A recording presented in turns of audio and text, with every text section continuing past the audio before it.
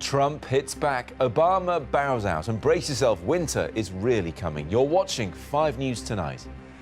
The president-elect fights back after allegations Russian spies have material they could use to blackmail him. I think it's a disgrace that information would be let out. I saw the information, I read the information outside of that meeting. It's all fake news, it's phony stuff. It didn't happen. That comes as an emotional Barack Obama makes his final speech as president with a special mention for Michelle. You have not only been my wife and mother of my children, you have been my best friend. Also tonight, the winter weather is about to really arrive. High winds, thunderstorms and snow are set to hit much of the country over the next 24 hours. We'll tell you what's coming your way. And we're talking to a dentist about how you can prevent your child from being one of the thousands admitted to hospital.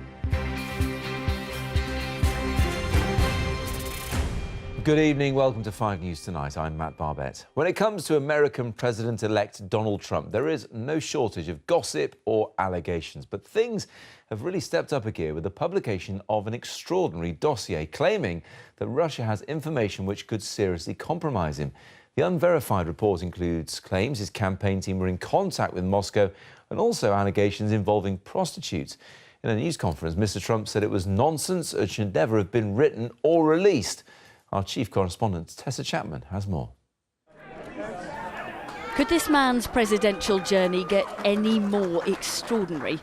9 days before taking office, a solemn-looking Donald Trump prepared to respond to explosive claims involving bugged hotel rooms, Russian spies and potential blackmail plots. It's all fake news. It's phony stuff. It didn't happen. And it was gotten by opponents of ours, as you know, because you reported it, and so did many of the other people.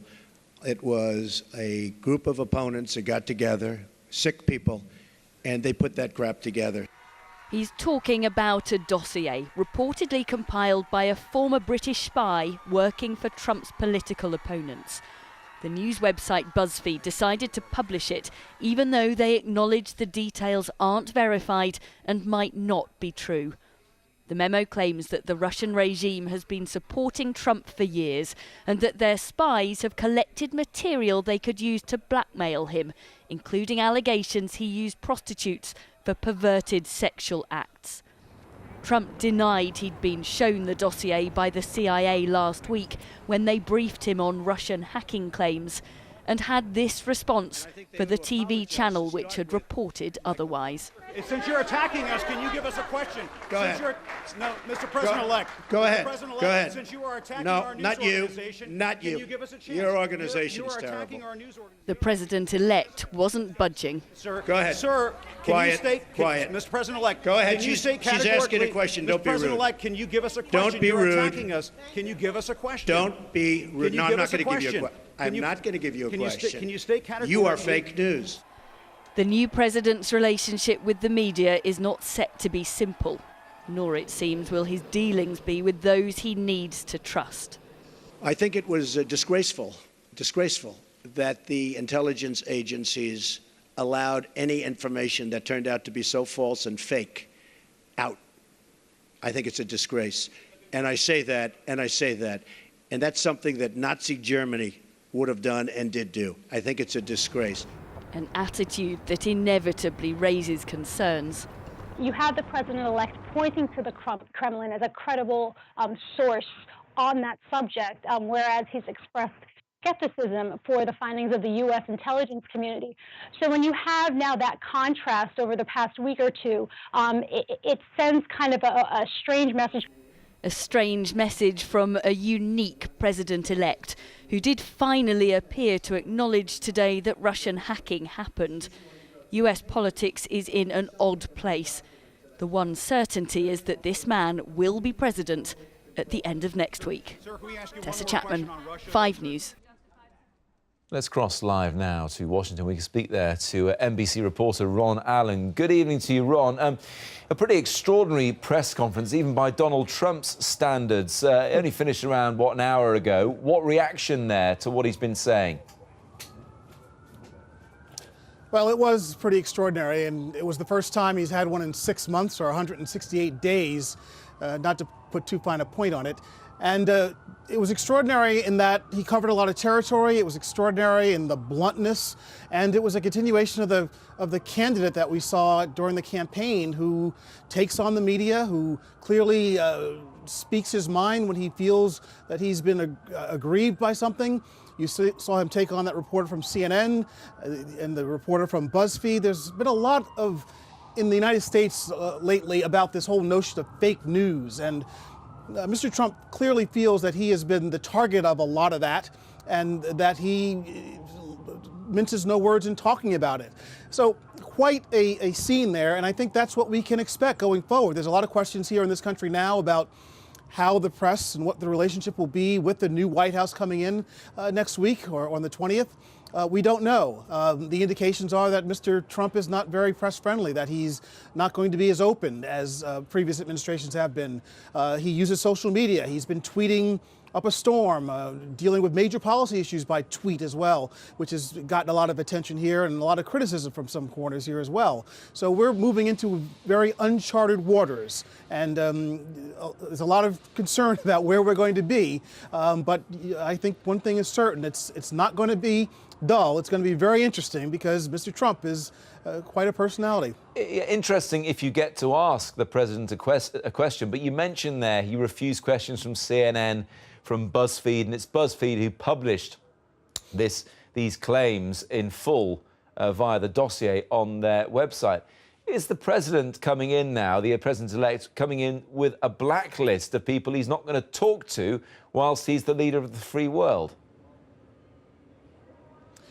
I don't know that he has a specific list, and I would think if there is a list in his mind, it will change from day to day, from story to story, depending upon how he feels he's covered.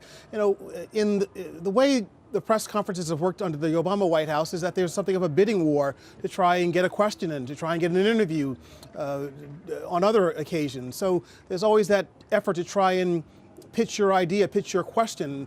I'm sure that will continue under Mr. Trump. Remember back during the campaign, there are a number of media organizations at times that he would not allow into events or into the press area of some of his events. So he's already shown a penchant to retaliate, if you will, or to strike back at the media who he feels are not treating him fairly. And he's, as you've heard, he's very open about saying, you know, you're bad, you're terrible, you're this, you're that. Again, we're not sure what exactly is going to happen going forward, but in this country, as in yours, there's been a very strong tradition of freedom of speech, freedom of the press, a very aggressive press with the White House. And frankly, because of all the questions that surround the Trump administration and Mr. Trump himself, his business dealings especially, it's a time for us to be aggressive and to hold him to account. Okay, Ron, many thanks indeed. Well, as President-elect Trump gets ready to take office, the man he is replacing is getting ready to leave it. President Obama gave an emotional farewell address last night, saying goodbye to the nation that he has served now for 8 years. It was at times both forceful and tearful, and in a warning shot to his successor, he said democracy could buckle if it gave way to fear. Simon Vigar reports. Back in the city where it all began, the crowd in Chicago chanted for the one thing they couldn't have: 4 more years. I can't do that. In his farewell speech, President Obama hailed his record on foreign and domestic policy. If I had told you that we would win marriage equality and secure the right to health insurance for another 20 million of our fellow citizens, if I had told you all that, you might have said our sights were set a little too high. He told supporters race relations have improved, but still have a long way to go. You see it in the attitudes of young Americans across the political spectrum. But we're not where we need to be. He didn't mention Donald Trump by name, but when talking about social media, immigration, and climate change, he didn't have to. And that science and reason matter, then we're going to keep talking past each other. And we'll make common ground and compromise impossible. I reject discrimination against Muslim Americans who are just as patriotic as we are. If you're tired of arguing with strangers on the internet, try talking with one of them in real life. The most emotional moment came when he paid tribute to his daughters and his wife.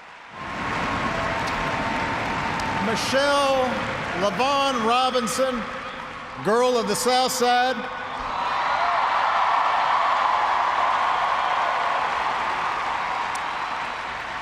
For the past 25 years, you have not only been my wife and mother of my children, you have been my best friend.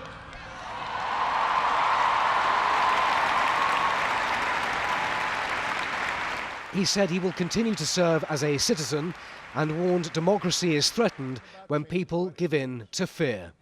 I am asking you to hold fast to that faith written into our founding documents,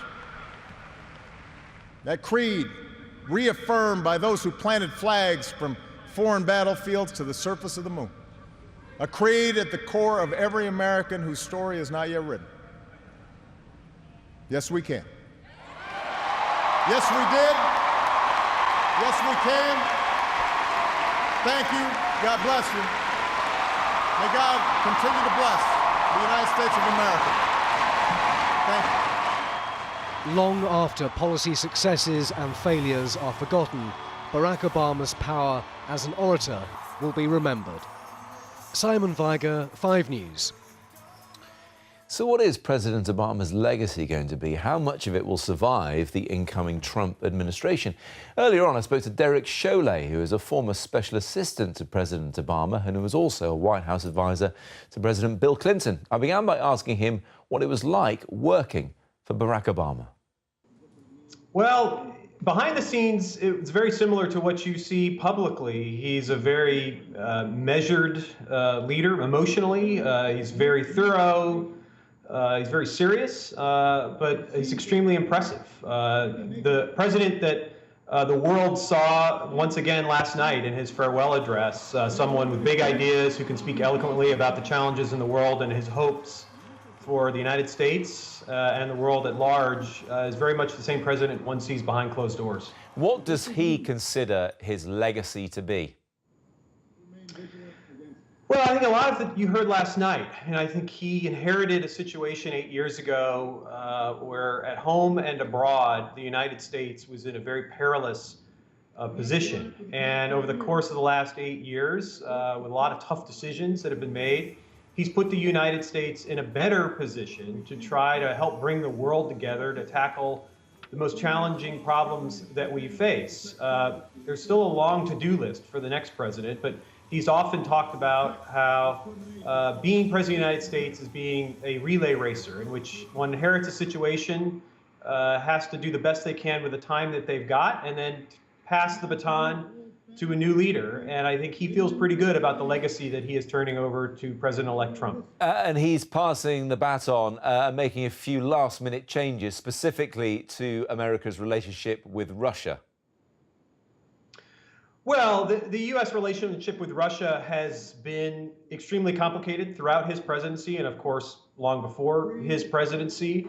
Early in the administration, when President Putin was then the prime minister and we had President Medvedev of Russia, the U.S. and Russia were able to come to agreement on some things that were very important to the United States, like the Iran nuclear sanctions, which helped lay the groundwork for the nuclear deal, reducing the number of nuclear weapons, and working together to open up a resupply route into Afghanistan. But of course, since Vladimir Putin returned to power, or at least we should say formally returned to power in late 2010, early 2011, the U.S.-Russia relationship has been extremely complicated, increasingly antagonistic, and that is a situation that the new president will inherit. Unfortunately, what we've seen recently is that the new president has a very different perspective on Russia than certainly the Obama administration or, frankly, most of the Western world, looking at Russia more as a partner than someone to be worried about. A lot of people have enjoyed the more personal moments, President Obama singing on stage or appearing on comedy shows,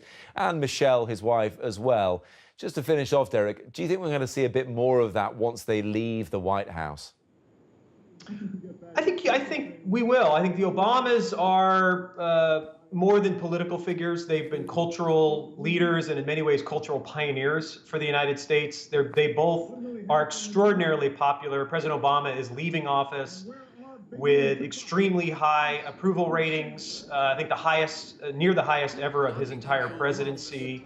And I expect that as time goes on, President Obama will be even more and more admired, both for what he achieved as president, but also for the kind of person he is. And I think that's something that the American people and the world actually will miss moving forward. Many thanks indeed. Thank you. Now we'll have much more all next week on 5 News Tonight with the inauguration of President Trump. Now, the warnings about an unprecedented crisis in the NHS have intensified still further today, with fresh claims from health leaders that lives are at risk. But in the Commons this lunchtime, Theresa May would only admit to what she described as a small number of incidents of unacceptable practice. Our health correspondent Catherine Jones explains.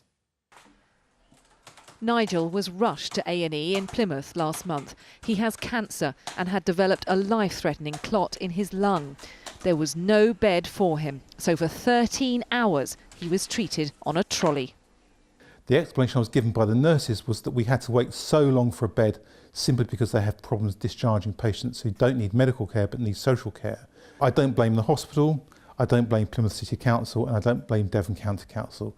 The buck stops with the government for their cuts in social care funding. Today, from all parts of the NHS and beyond, a chorus of alarm could be heard. From 75 health leaders and charities, a public warning millions will continue to be badly let down unless Theresa May acts. The Royal College of Nursing reporting its members are broken and distressed. The British Medical Association declaring plans for longer GP opening hours are in complete disarray. And the Royal College of Physicians cautioning that lives are being put at risk. There is evidence that the longer patients spend being sorted out at what we call the front end of the hospital, the higher the mortality. People will die. People will die. People will also not be treated with the kind of respect and compassion that we've come to expect in the NHS. Jeremy Corbyn asked the PM if she recognises the scale of the problem. I accept there have been a small number of incidents where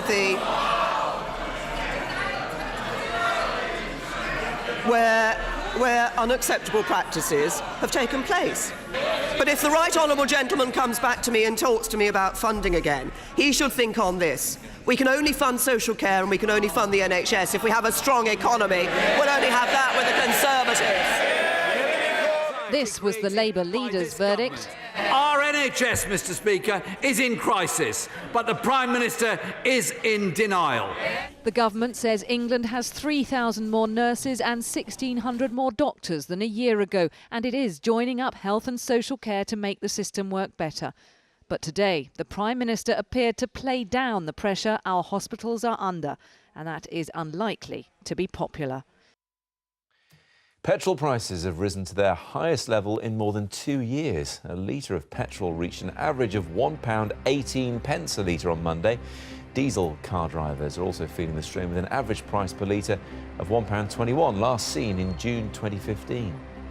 Sainsbury's is celebrating record Christmas sales of more than £1 billion. The 0.1% rise during the third quarter of the financial year was ahead of analyst expectations. Now, a 15-year-old girl has been remanded in secure accommodation after a court appearance this morning where she was charged with murdering a 7-year-old. Katie Ruff was found seriously injured in an area of York on Monday. She later died in hospital. Some of her family attended the hearing this morning. From York, Peter Lane reports. An 8-minute court hearing at York Magistrates today, but it must have felt much longer for Katie Ruff's relatives, including her grandparents, listening to details of how she died and watching a 15-year-old girl be formally charged with her murder. Some of Katie's family stood up and leaned forward in the public gallery to look into the dock to see the teenager, who was flanked by 2 security guards. 7-year-old Katie Ruff was found with fatal knife wounds on Monday afternoon. She died later in hospital. Her family say they are devastated. Her school paid tribute to her, describing Katie as kind and thoughtful. Police work continued today at the footpath and field on the outskirts of York where Katie was found. Officers using metal detectors and search sticks to work over this ground again. The 15-year-old girl who's charged with the murder here is also charged with possession of an offensive weapon. She didn't speak in court. Instead, her solicitor confirmed her identity, which we can't report because of her age, and confirmed that she understood the charges. There are more flowers and farewell messages here now for Katie Rough, from family and friends, and from a community shocked and stunned by what happened. The girl accused of murdering Katie will appear at Leeds Crown Court on Friday. Peter Lane, 5 News. Still to come on 5 News tonight. Rolf Harris goes on trial again, accused of further sex assault.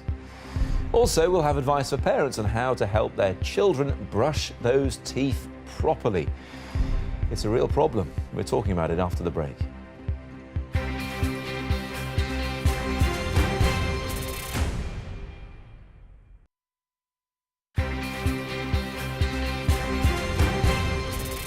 Welcome back. You're watching 5 News Tonight. Rolf Harris has appeared in court via video link on trial for a new set of alleged sex offences.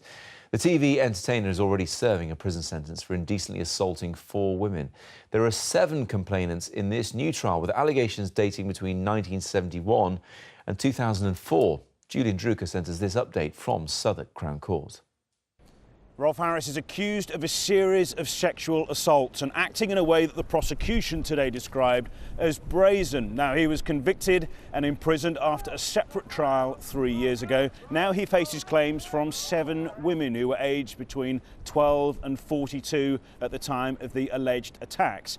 Rolf Harris is currently in prison in Stafford, and he appeared from there today via video link. And that's thought to be the first time in British legal history that a defendant has gone on trial in this way. The prosecution outlined claims from various women. One of them is a blind and disabled woman who says that Rolf Harris attacked her at a hospital. Another says she was 13 when Rolf Harris apparently assaulted her at BBC Television Centre. And we heard emotional evidence from the first witness, a woman who broke into tears. She said that Rolf Harris smirked as he apparently assaulted her when she was 14 years old. Rolf Harris denies all of the claims and his trial will continue tomorrow. That was Julian Drucker at Southwark Crown Court. Now, power cuts and travel chaos have hit parts of northern England and Scotland, which are being battered by strong winds at the moment. In Newcastle, part of the city centre was closed off, and the Forth Road Bridge has been closed after a lorry was blown over. But the worst could be still on its way. The Met Office has issued several severe weather warnings for wind and for snow. Danny Sinha has more now. The Forth Road Bridge, which takes people from Edinburgh to Fife, was a no-go area today after a lorry overturned. It was blown from the northbound carriageway onto the southbound side, blocking access all day. Police say a 54-year-old man was charged over the incident. Repairs have been taking place, but strong winds have hampered recovery efforts. Gale force winds shifted an entire horse stable into the middle of the road in Blaydon upon Tyne near Gateshead. And in the same area, this trampoline was propelled into a pub. In Newcastle city centre, the wind tore down the roof of a department store. Luckily, no one was injured. Satellite pictures show the cold front moving in. The bad weather has already cut power supplies in the northeast and Yorkshire, a taste of worse to come. Over the next few days, we remain in a wintry grip. That means through tomorrow, further snow showers across Scotland, Northern Ireland, northwest England and North Wales. We've also got a batch of rain moving in across more southern areas, and it could actually turn to snow on its northern edge. That will affect the Welsh Mountains, Hampshire towards the Midlands, as well as East Anglia before the rain clears towards the southeast. So again, the risk of some snow here. From tomorrow, the whole of the UK will get its real taste of winter, bringing hazardous conditions to much of the country. Danny Sinha, 5 News. Now, having a tooth removed is unpleasant, whatever your age, but more and more children are having to go through it. And today it was revealed there's been a big rise in the number of kids who had more than one tooth removed in the same operation. New figures show that 160 children and teenagers a day are having tooth extractions while under general anaesthetic in hospital.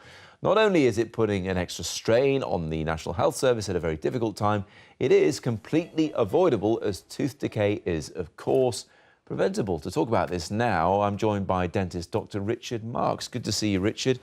Have you seen this increase in the children that you treat?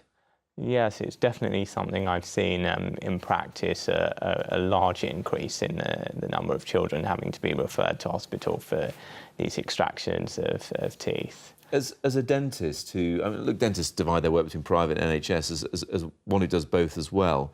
You must be pulling your hair out thinking, well, why aren't parents doing the right thing and preventing this kind of tooth decay?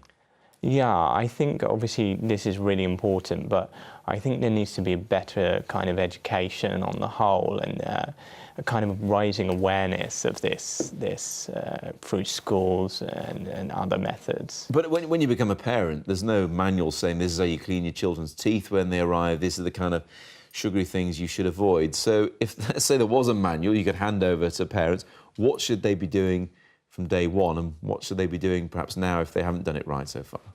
Well, I think that it's really important that they know that water and milk are the best things to drink, and that juices, and there's so many sugars, hidden sugars in all the foods that kids are eating, cereals, ketchups. So it's really important for them to be mainly drinking water and milk, and just thinking about what sugars are in foods is really important. What about the cleaning of teeth? I've got two kids who are fairly young. It's not easy to get them to do it. Should you just do it yourself, hold them and clean their teeth for them? Yeah, well, I mean, that's not always the most practical thing. So I think it's better to, you know, just supervise them as much as you can. And it's good for kids to brush their own teeth, because then they can really get into the habit of it. And the more habit is the way for them. It has to become habit and routine. And 2 minutes is key. And if you don't nail it when they're kids, it could affect their adult teeth as well. Richard, many thanks indeed for coming in. Great, thank you. Right, that's just about it from us for now. Claire Nasir has that all-important weather for you next. It's going to get snowy for many of us. Danny will be here with updates throughout the evening. Thanks for watching. See you again tomorrow. Bye-bye.